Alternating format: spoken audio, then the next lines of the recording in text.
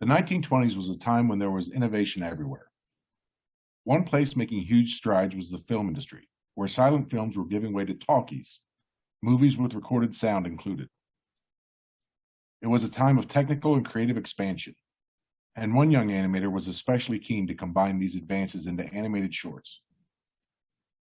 After working for other studios, he set out in the 1920s to form a studio with his fellow animator and friend to harness the possibilities that came with combining images and sound. All he needed was the main character. He settled on a sketch of a mouse with big round ears that he named Mickey. That's right, if it hadn't been for the exploratory spirit of the 1920s, UB Iwerks might never have created Mickey Mouse. Despite winning 2 Technical Academy Awards in his lifetime, the role UB performed best was as a supporting actor for Walt Disney. UB was the ideal sidekick, working in relative obscurity while his friend became a celebrity. History is full of stories just like this, where the hero we all know owes their success to someone we've never heard of. In this episode of Think Significantly, we're going to examine the importance of having a sidekick and discuss the benefits of being the guy behind the guy.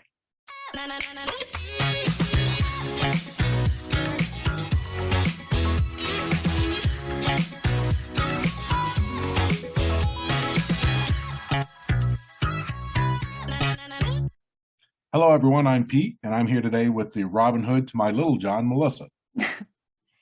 Oh, well, hello, everyone. All right, Pete. So I'm Robin Hood, huh? I'm not the sidekick. No, you are absolutely not. You are the star, and I am the plucky comic relief. All right. Well, I know I'm jumping ahead a bit when I say this, but I am here to make the argument that the sidekick is probably more important than the star. But I'm really getting ahead of myself. Yeah, that's an interesting argument, and one that I think by the end of this episode, our listeners will be liable to agree with. By the way, as soon as I heard the Robin Hood, I could not help but conjure up the lyrics to Merry Men from Shrek in my head about I steal from the rich and give to the needy. Yes, exactly. I take a wee percentage, but I'm not greedy. Yes. All right. Okay. Back to topic. Very good. Yeah. All right. So, as usual, I know we like to set the table with the definition. So I consulted the Oxford Dictionary about, just to see, I wanted to see like what the sort of like standard bearer accepted definition was for this term. Yeah. Right. And it's Oxford. So can't get a more solid definition out of anywhere that I can think of. One would hope. Right. Exactly. Right. So this is what it said. It says sidekick, a person's assistant or close associate, especially one who has less authority than that person, which cool, right? That's what we probably think.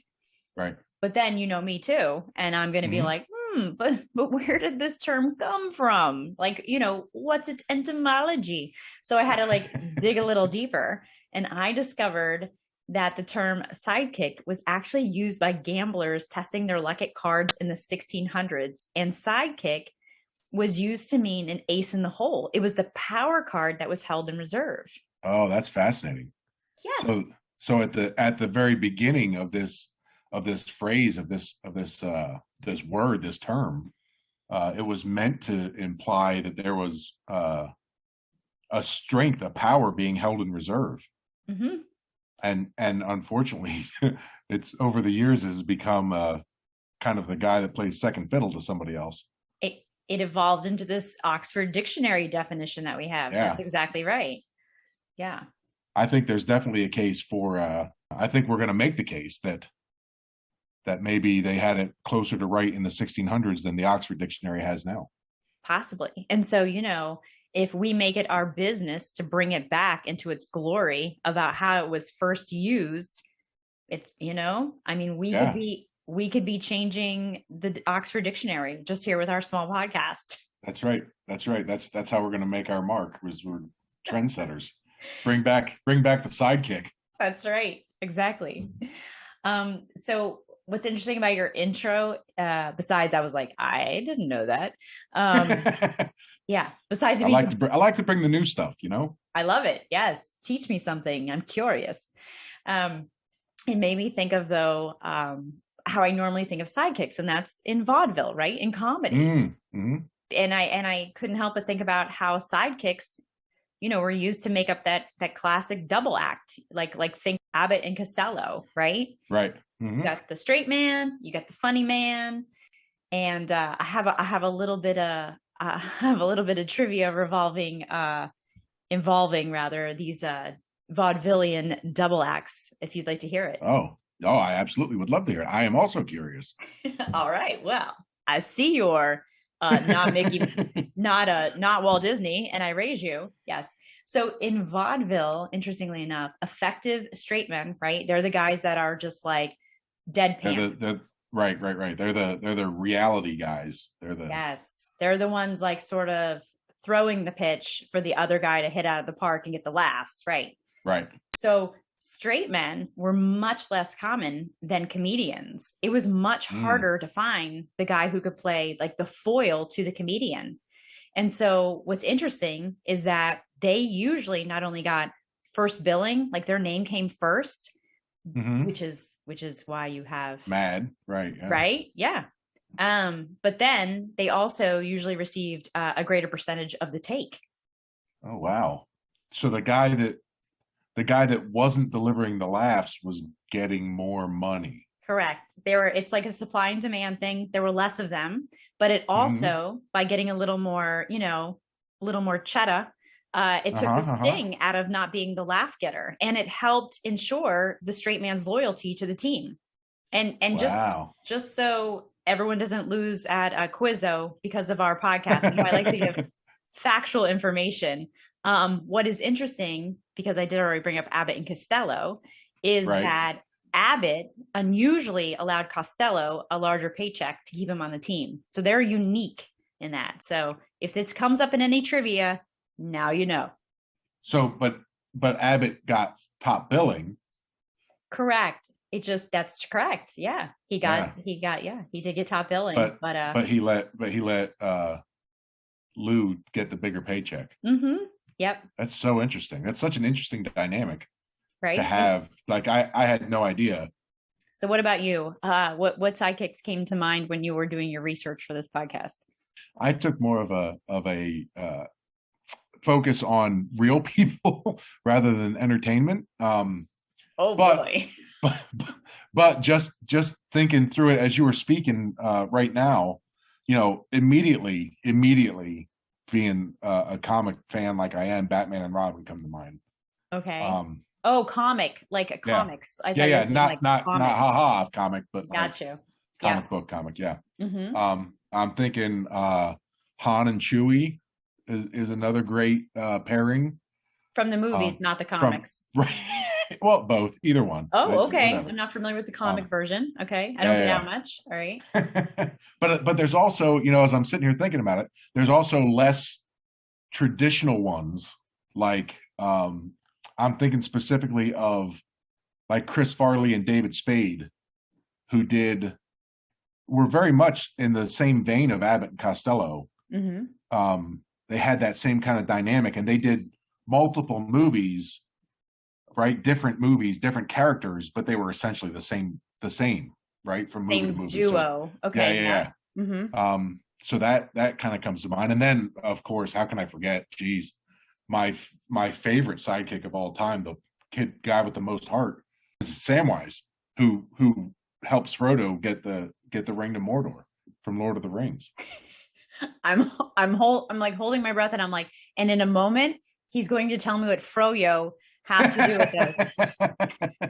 I see. Yes, Lord of the Rings. I'm back. Okay, good. Whew. Yes. Good. But so you're talking about the movie version, but when I think of Samwise and Frodo, of course, I'm thinking literature, right? Right. No, I mean I've read the books too, and I think that movie captured the relationship as true to the books as it could be. Got it. Sure. Pete's like, I read. No, he just wants to make sure.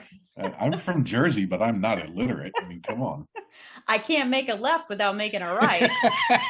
So they taught me how to read. I can't pump gas, but by God. Oh, Yeah. gosh, that's so true. There you go. So speaking of literature, if we can segue into this, because this is where Yeah, no, absolutely. Yeah, sorry. We're familiar. Sorry. No, you're good. No, but since you do read, I figured we'd capitalize on this. Yes, please, let's. So in literature, I'm often, or I'm not, I'm often, just in preparation for this episode, I was thinking about how when they're thrown together in literature, and I only speak of literature because this is my more familiar stomping grounds. Sure, absolutely. The sidekick, if you notice, is so crucial. Like, he is there to make sure that the job gets done. He's the one moving the story forward in lots of cases and achieving the story goal. They're critical to advancing the storyline. One of the things they provide is perspective. They have a different way that they interact with the hero, which gives the viewers, the readers, the whatever medium we happen to be in, gives them a different perspective on the protagonist, the hero.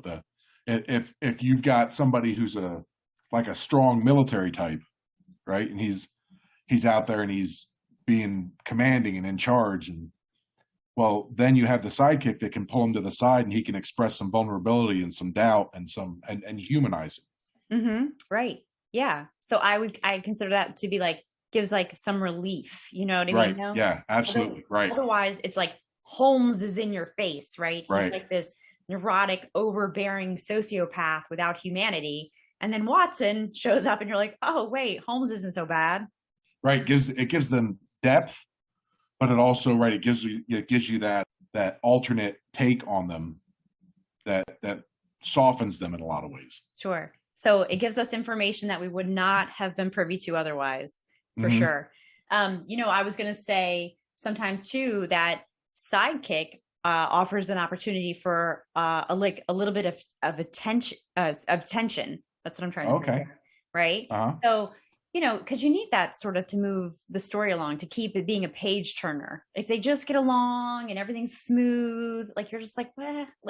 I know how this ends. I'm American. I know what happens. He gets the girl. Where's the thrill? Yeah. Right. All those rom-com books. Right. Right. Exactly. But you have that little bit of tension, where you're oh, and I'm struggling to think of an example, but I know it exists. I'm thinking, so as you already said, I'm more of a cinephile than a bookworm, but I'm thinking Pete's quickly trying to translate into Latin. Yeah.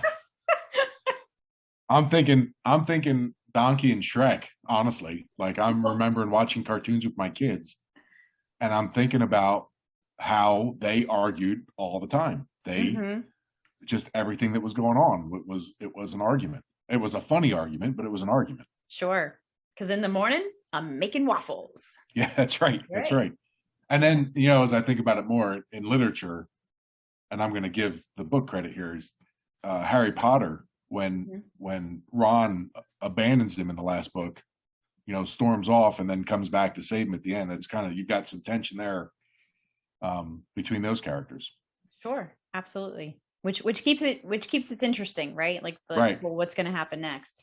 Right. And it's important also to note with them that they're not just the reason that this tension works, the reason that it makes the reader or the viewer feel something is that these sidekicks aren't just assistants, or they're not just, pals following the hero around, right? They can alter the course of the story.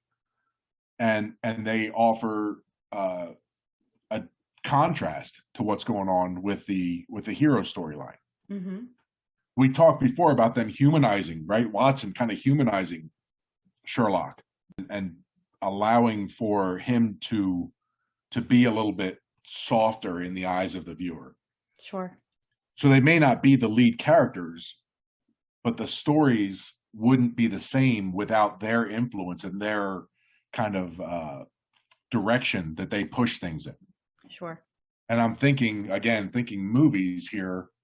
I hope you have a better example. I'm sure you do of a sidekick kind of driving a storyline. But I'm thinking of Ferris Bueller's Day Off. Okay. Cameron being Ferris's sidekick, and the whole thing with the car and Cameron's nervous breakdown, and he drives a lot of the story, even though he's not the protagonist.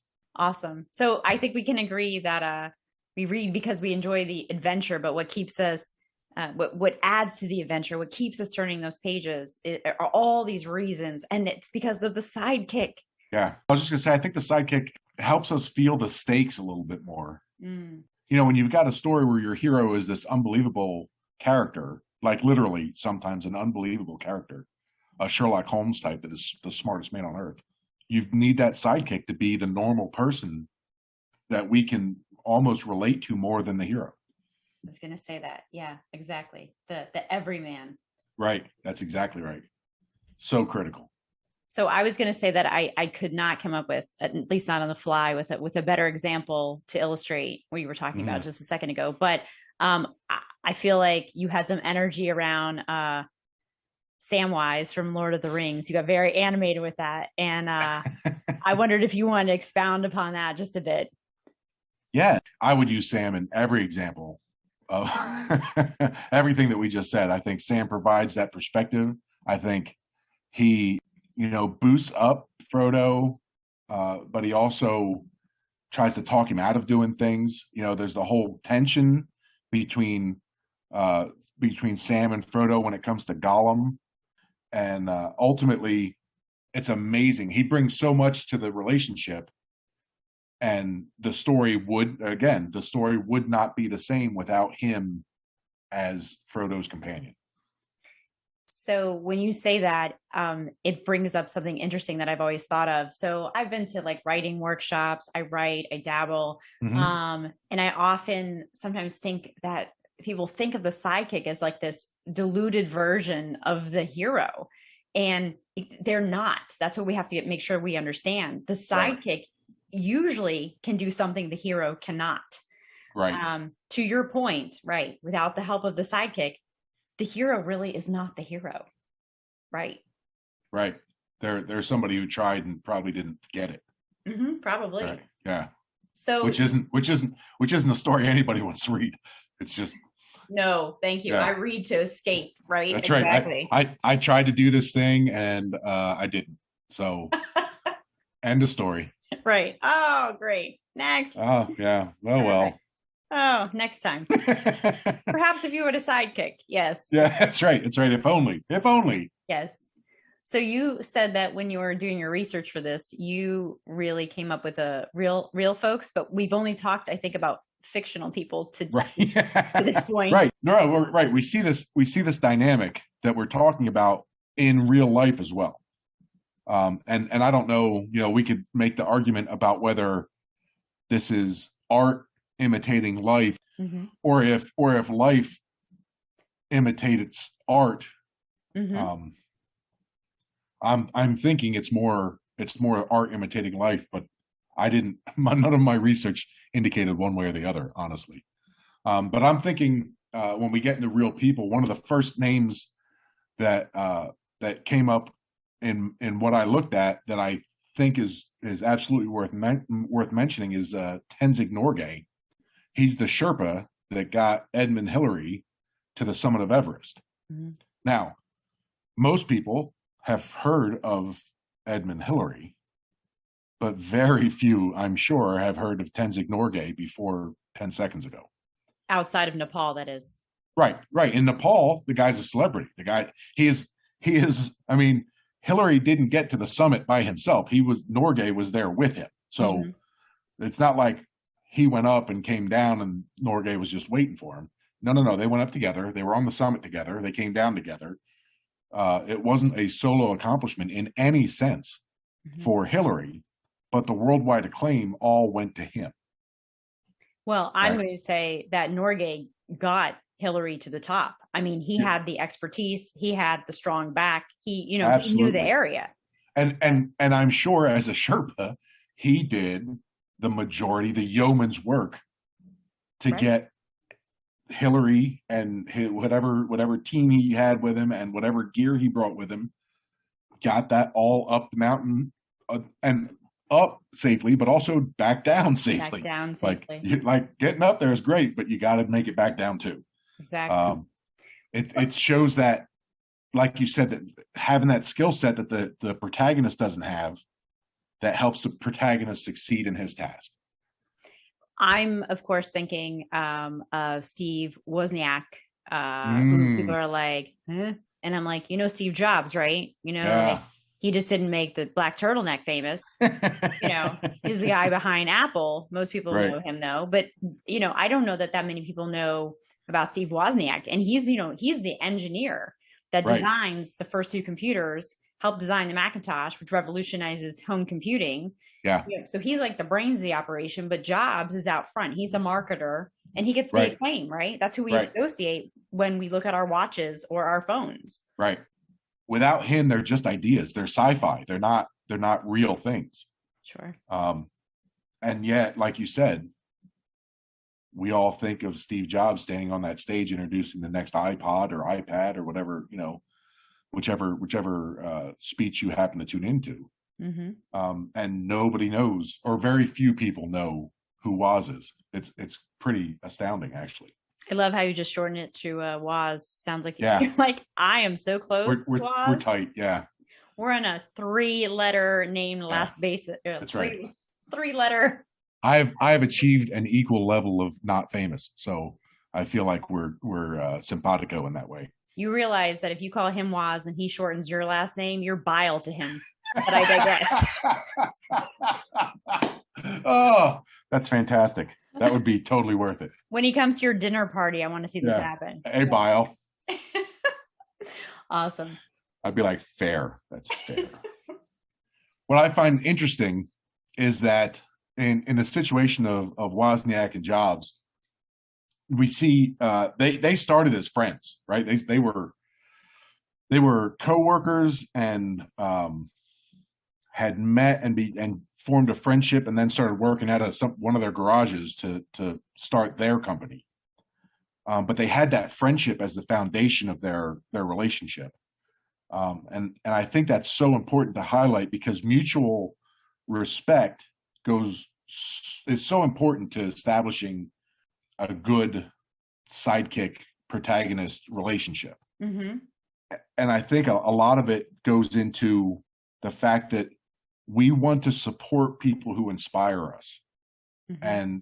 And you need that respect, you need that understanding of what motivates them. You need to dig beneath the surface to really get inspired by somebody, I think. And that's why I think we see so often these pairings come out of a strong friendship, and then one person just kind of takes the lead while the other one is supporting them.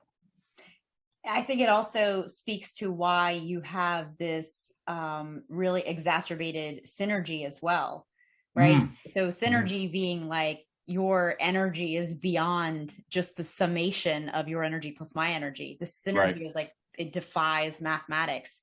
And I think that's really what you have when you see a very strong sort of sidekick hero relationship, using hero like in quotes, because it could be whoever is the sidekick to the sidekick, whoever the guy is. Yeah. The way that they play off each other drives really both to new heights that neither would experience independently or even with a different partner.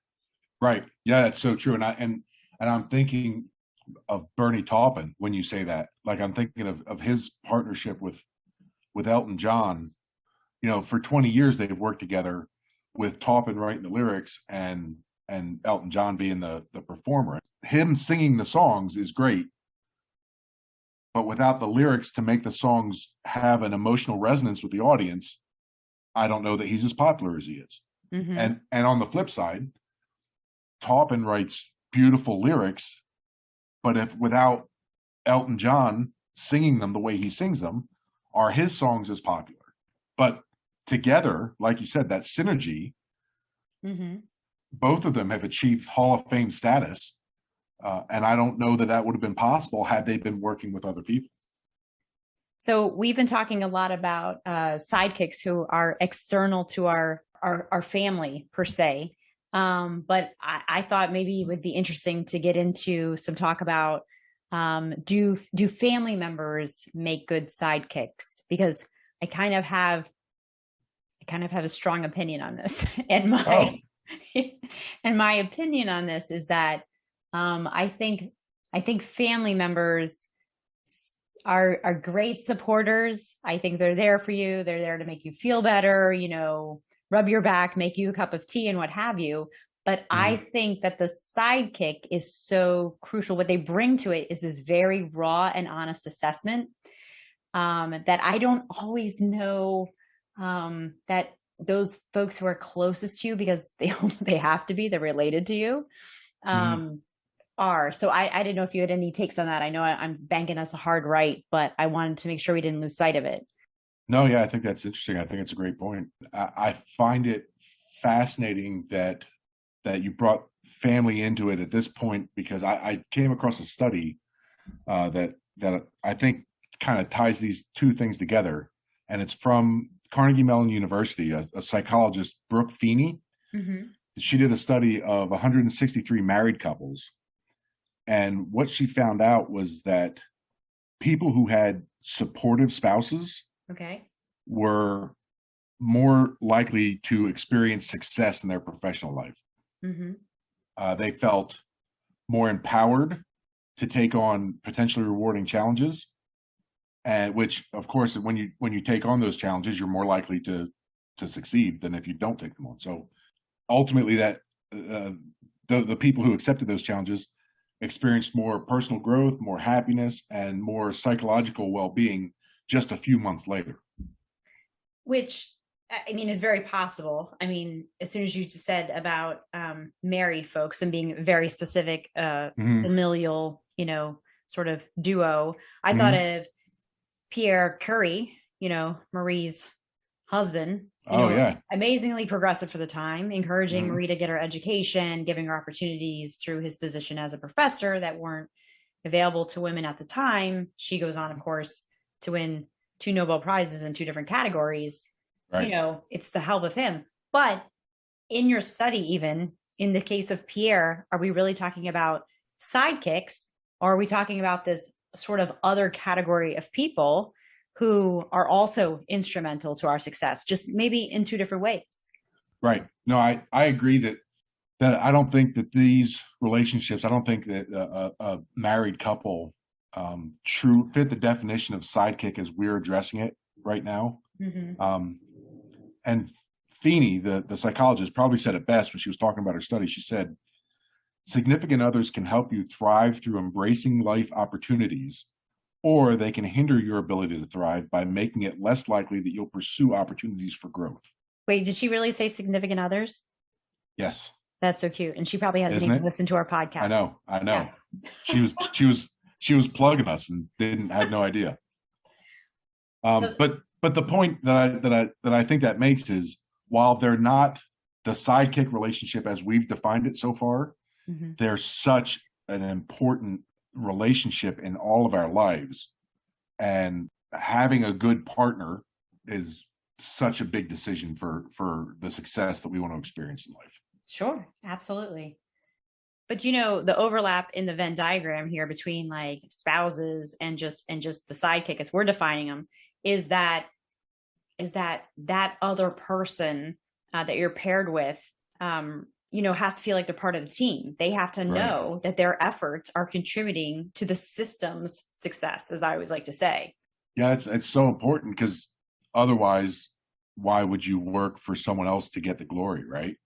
Sure. You've got to feel like the success is a team success, that this is a group effort and everyone's sharing in it equally. And that honestly makes me think, if I can do a callback to episode 114 from last season, where the crabs in the pot episode, where we talked about the zero-sum mentality and getting out of that, and how important it was for us to realize that when someone else succeeds, it doesn't mean that we can't. Right. Exactly. And I think that that's super critical. Like, I don't think you can be a sidekick and have that zero-sum mentality. Yeah, correct. I don't think you'd qualify as a sidekick. Exactly. We keep harping on the same point. The sidekick is technically more important Right. than the front man. And also, even if you don't believe that, even if you're like, the guy working the lights is not Beyonce, the bottom line is together, right? They have this like increased synergy. They're both sort of like upping their game by being together. Absolutely. Right. But I was just thinking about you have to know that you're part of the system. And I was thinking about in sports, like you talk about hockey, you get credit for an assist. Sure. Yeah. Right. And you have like shots on goals, you have assists. Like that goes into your rating and ranking as a player. Right. And you get the same in basketball, right? So basketball, you get an assist if you're the guy that makes the pass for somebody to score. In hockey, they give credit to the guy who makes the pass to the guy who can make the pass to the guy who gets the score.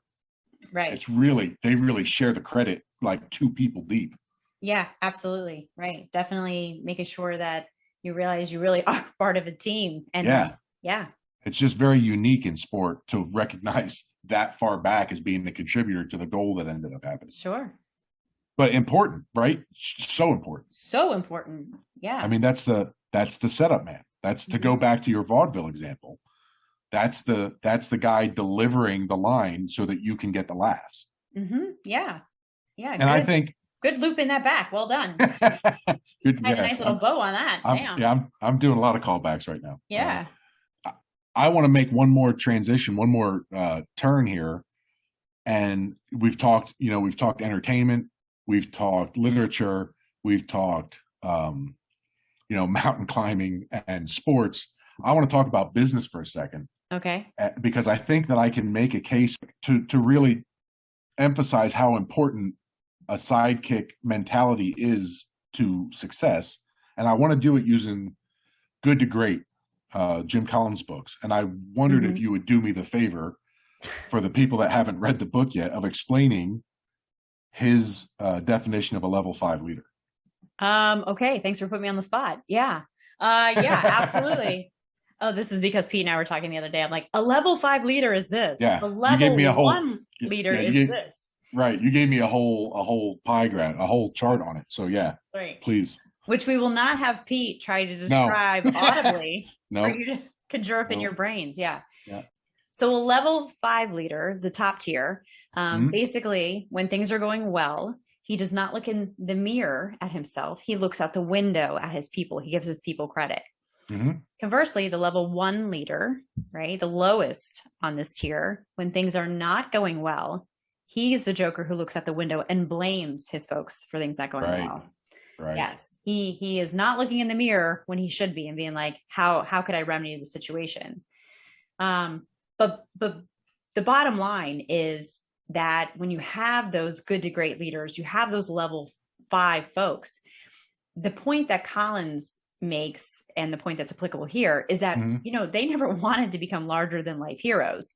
Like by being like very humble and putting the organization above their own, putting the needs of their people above them, that sort of servant leadership, they turn out to be ordinary people who produce these extraordinary results. And they didn't mean to. Right. They didn't set out to be superstars in their sphere at all. They want to do the best job that they can for the system. Yes. For the company. Yes. Right. And that's the argument that I want to make here, is that a level 5 leader is actually behaving as a sidekick, but his hero is the company. It's the organization. Oh, I see. Oh, I didn't see going this way. I don't know. Right. I don't want to talk like corporations or people or anything, but they're doing all these things. They're showing this, making good decisions, finding efficiencies in important places, and doing the harder right over the easier wrong in service of the organization. Sure. And I think that that's the mentality of the great leaders that Collins highlights. Is it's not about them, it's about service to other.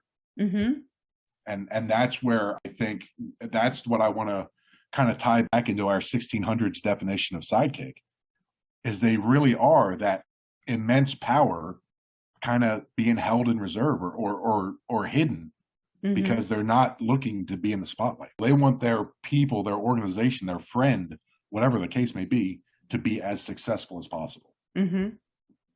So I think in all these instances that we've given, be it sports, be it vaudeville, be it climbing mountains, you know, for some reason, sidekicks have been unfairly reduced to a minor role, but we are realizing that the sidekick is there to provide the thing that the protagonist lacks. Right. Absolutely. That's it. Yeah. So there you go. So important. I told you I was going to make this point, and I'm making this point. All our examples are pointing in this direction for sure. Right. And I don't think we're saying anything that most people wouldn't agree with. I like that we're kind of tying this servant leadership idea, this support idea, and highlighting that it's sidekicks that make these things work. And we need to get away from putting the spotlight on whoever's out in front, and we just need to make sure that we're recognizing all the people that make it possible. And to that end, I'm making my own commitment after doing the research and listening to what you had to bring to the plate tonight. And I'm thinking, from here on out, whenever I hear about someone who did something very well, I'm going to look for the guy behind the guy. That's who's going to pique my interest this year. That would be that would be amazing. I'm sure that they would be amazed that someone was looking for them after, at the conclusion of a project or an event or whatever. I'm sure it would make their day to get recognized in that way. In a lot of ways, I know for me personally, I prefer to be the guy behind the guy. I don't necessarily want to be out in front as the face of anything. I've been in charge of things, right? We both have. And that comes with a level of responsibility and stress that isn't always enjoyable. Sure. And as the sidekick, if you're the guy behind the guy, if you're the one making it happen, you can experience all the benefits of feeling that team success without the experience of all of the stress. It's actually beneficial for us in a lot of ways to seek out that sidekick role. And who doesn't want to be the ace in someone's hole, as I always say? Who doesn't? That is a great question. Who doesn't? Yeah. People around the world are raising their hand right now. Like, what did he just say? In Somalia, this is being translated. Yeah. Oh my and then goodness, they're like, wait, no, I don't know. What am I signing up for? He's Americans. Oh my goodness. Yes. I think that honestly, I don't know that there's anywhere we can go from there. I don't think there's any coming back from that. No. Yeah. I think that wraps up this conversation that we have about sidekicks. You want to go ahead and send us out? Sure. So Pete and I would love to continue this discussion with you all on social media. Tell us what experience you have with being a sidekick or with having a sidekick. That's right. Tell us how having a sidekick has affected your success. Have you ever had to go it alone? And did you notice a difference in how hard you had to work to be successful?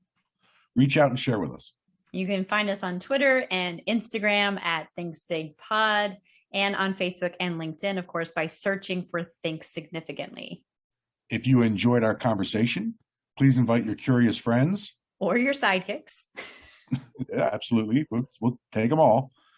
Invite them to listen. Melissa and I will return in March with a new theme to explore. That's right. In February, we will be ginning up March's agenda, if you will. We're going to be starting the first Tuesday in March by tackling the theme of question everything. I don't know what the equivalent of making someone's mouth water for their brain is, but I hope that had that effect on everyone. I think you need to seek medical care if that's what's happening. I think that's probably good advice. If your brain is watering, tú tienes un problema. Okay. But until then, Pete. Yes. Yes, until then, we encourage everyone to think significantly about the world around you.